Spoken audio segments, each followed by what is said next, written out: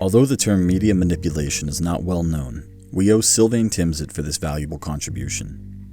In 2002, the French writer created a list of strategies of media manipulation used by political and economic powers to control the public.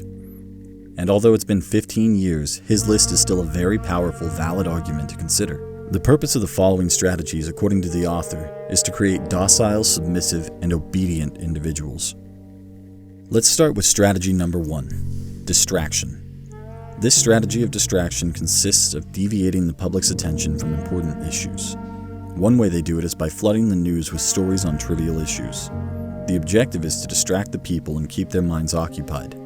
The result is that people stop questioning why the media isn't talking about certain issues and forget the real ones. Which brings us to ice cream.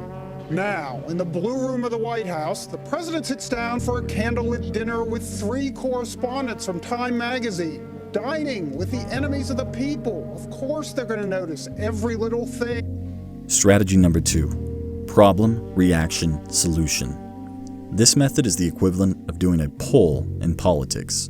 That is, it consists of testing the population by spreading rumors or ideas in order to evaluate how the population would receive them. It is creating a problem in order to later solve it. Then the public sees the manipulators as heroes. The majority of the American people trusted the president, and why shouldn't they? He had spent the better part of the last year giving them every reason why we should invade Iraq. Saddam Hussein has gone to elaborate lengths, spent enormous sums, taking great risks to build and keep weapons of mass destruction. Saddam Hussein is determined to get his hands on a nuclear bomb. Nuclear weapon. Strategy number 3, gradualism. Gradualism manipulates the people by getting them to accept socially unjust decisions. The key is to do it progressively, slowly, and over the course of a couple of years. For example, say the objective is to fire 80% of the staff of a large, high-profile company. The media would begin to incorporate negative news about the company, such as sales dropping or the stock market crashing, rumors, etc. Slowly, it would create awareness and begin preparing people for the big news. If the layoffs had been made known at the beginning, there would have been a public uproar. Strategy number 4, deferring. Another strategy Timsit includes in the media manipulation is that of presenting unpopular decisions as necessary, or for a better future, or for our own good. They make the public genuinely believe that their sacrifices will lead to things being significantly better later on. So the citizens get used to a lower quality of life. They start seeing it as normal. Ultimately, the people will resign themselves to the current state of things and will stop demanding what they were demanding.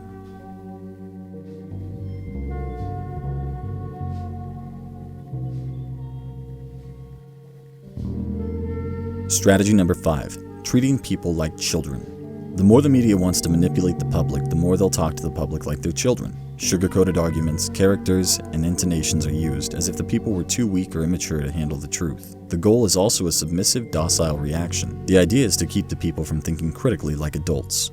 I watched Donald Trump in a press conference.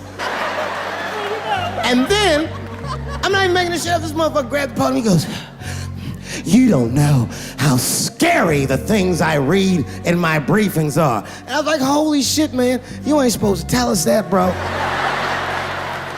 That's bad leadership. Even as a parent, you think I'm gonna sit my kids down? Hey, little man, come here real quick. I want to holler at you for a second.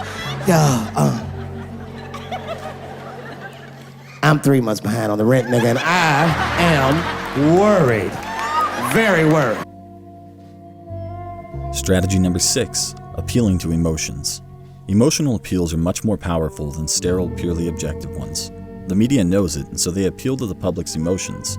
Again, they try to keep people from thinking critically. They try to control their thoughts. Remember how powerful fear can be. You're awake, by the way. You're not having a terrible, terrible dream. Also, you're not dead and you haven't gone to hell. This is your life now. This is our election now. This is us. This is our country. It's real. Strategy number 8, encouraging people to contribute to mediocrity. This point and the previous one are very similar, and this one is one of the most subtle strategies of media manipulation.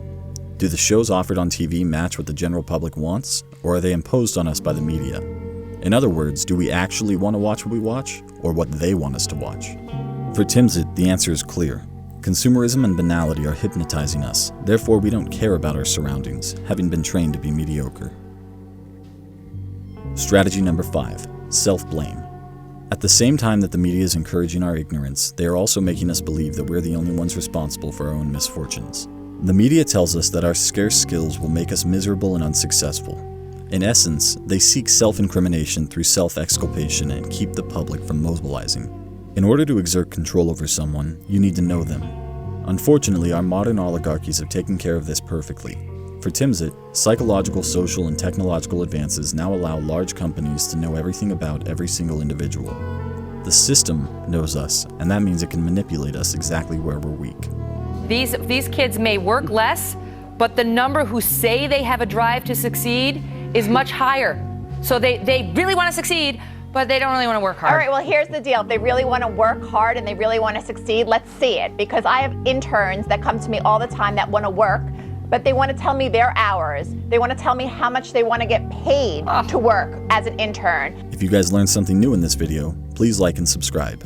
Feel free to leave a comment letting us know what you thought, and don't forget to hit that bell so you're alerted when we release new videos. Thank you.